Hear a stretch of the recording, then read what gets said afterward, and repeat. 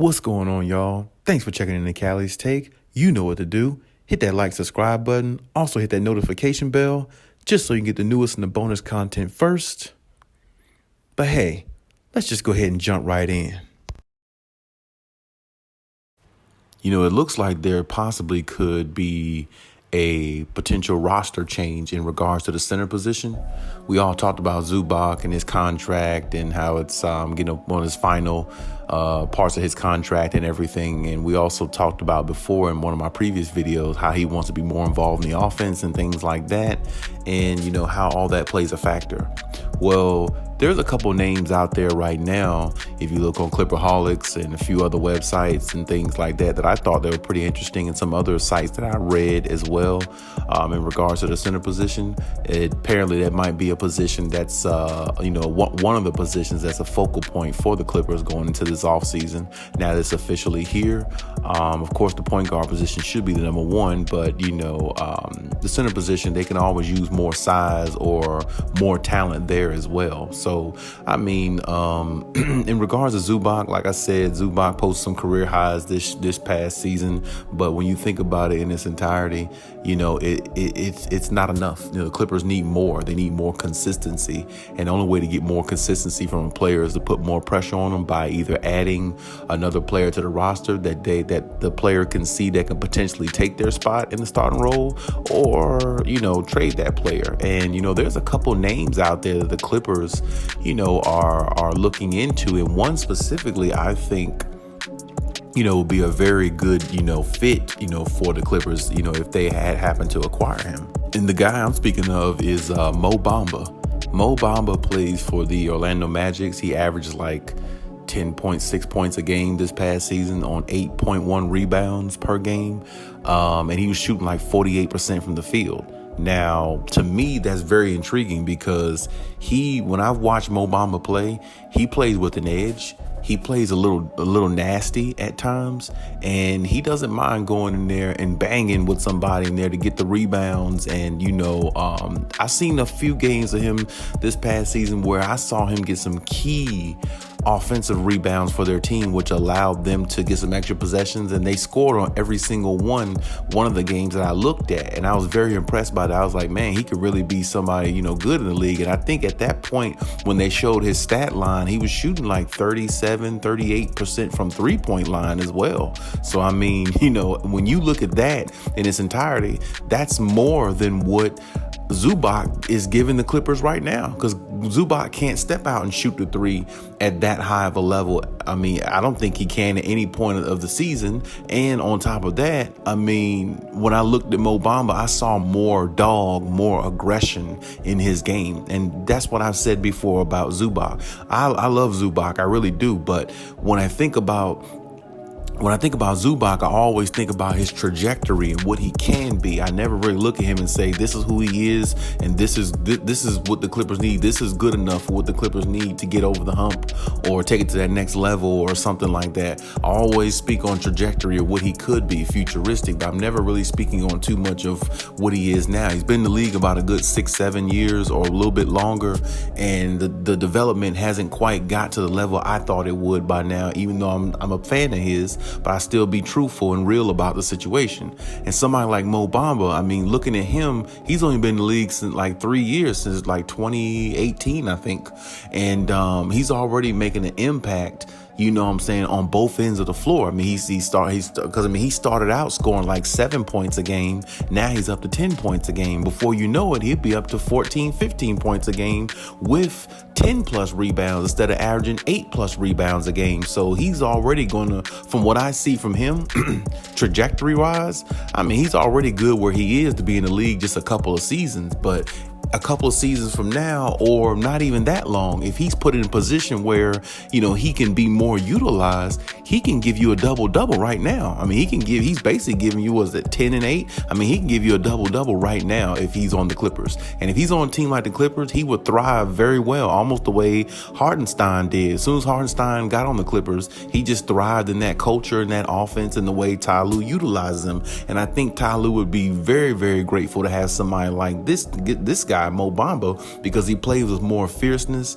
he plays with more fearlessness, and he plays with the edge, with that dog mentality. And that's the type of big man you need. You need a big man almost like Robert Williams III on the Boston Celtics. Now, he played on one leg this whole postseason or playoffs, but he still played effective, and he still was very, very, intriguing to look at on the defensive end, because he still played at a high level. I mean, he blocked Stephen Curry's shots. He guarded the paint pretty well, and everything like that. I can't wait to see what Robert Williams looked like when he's healthy. But I mean, on one leg, he still looked like one of the baddest, in the paint on defense in the league. He definitely looked stronger, more athletic, more dog mentality than Rudy Gobert, who keeps winning Defensive Player of the Year, and nobody really knows why. So, I mean, when you look at that, you need players like that with that dog mentality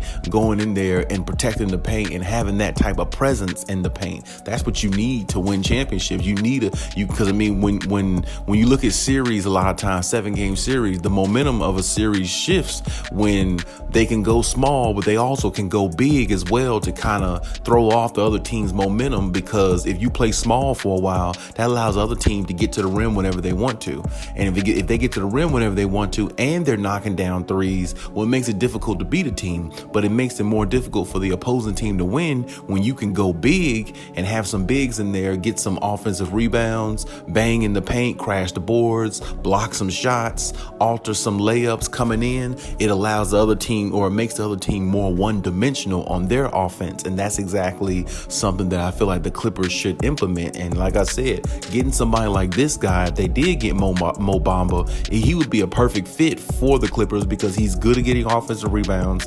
He can give you a double-double every single night. He, like I said, last I checked, he was shooting like 38% from three. And on top of that, like I said, when you look at his overall trajectory, only being in the league within a couple years, averaging a double-double, shooting 48% from the field, that's a very, very good upside going forward for the Clippers. So, I mean, if they really want to try to do this, they need to definitely implement and bring in the right pieces, because the right pieces is what's going to allow you to better your chances of winning a championship.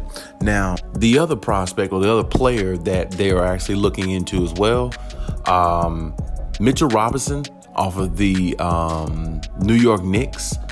Not a bad choice. I don't think he would be more of a choice or selection over Mo Bamba, but he was averaging about 8 and 8 this past season with the Knicks, shooting like 70+% from the field.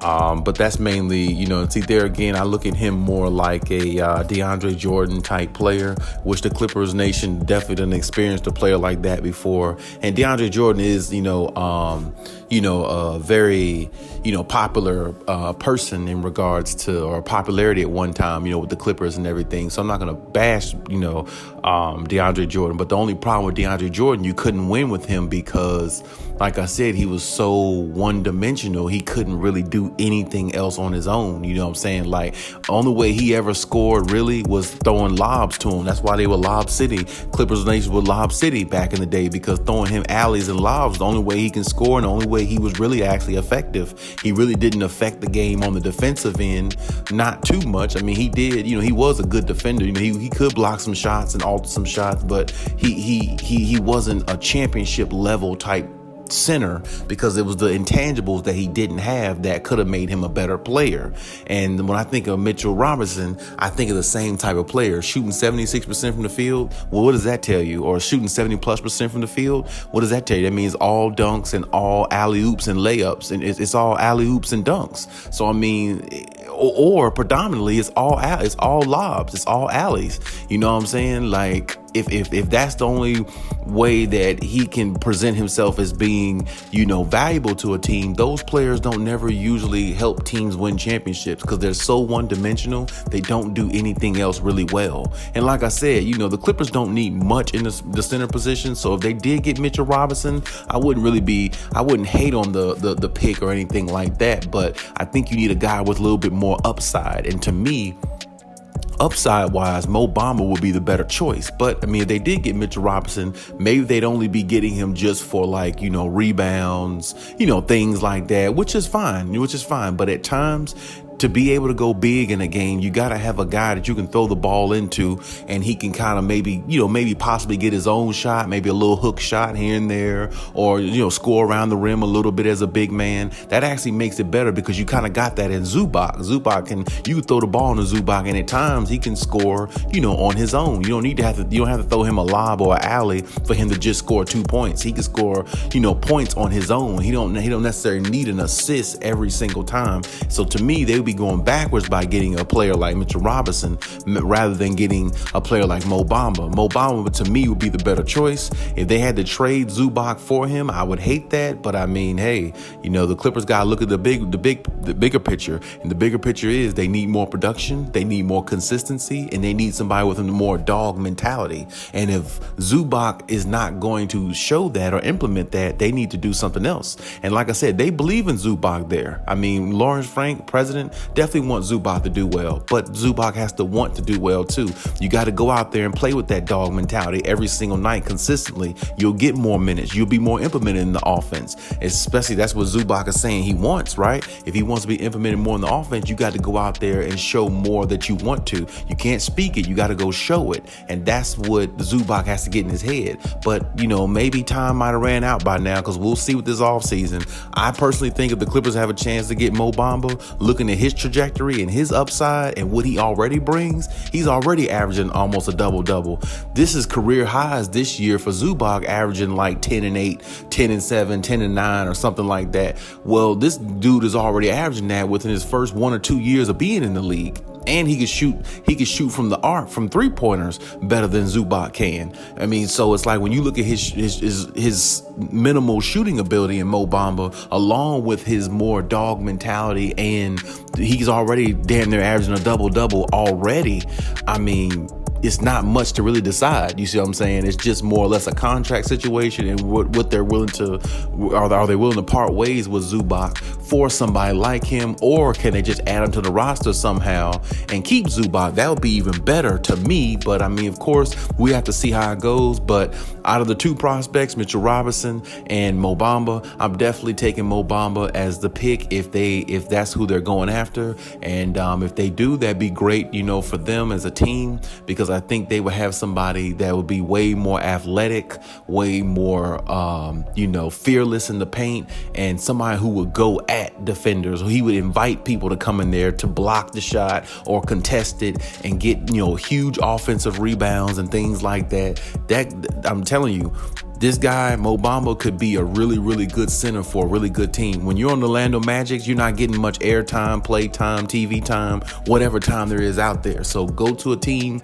if he gets on a team like the Clippers, he really might make more of an impact than what people think. So we'll see what the Clippers do in regards to that, but he's definitely a prospect for them. But hey, that's my take on everything. Leave any comments in the comment section. As always, check out the other videos if you haven't. And hey, Khaliis out.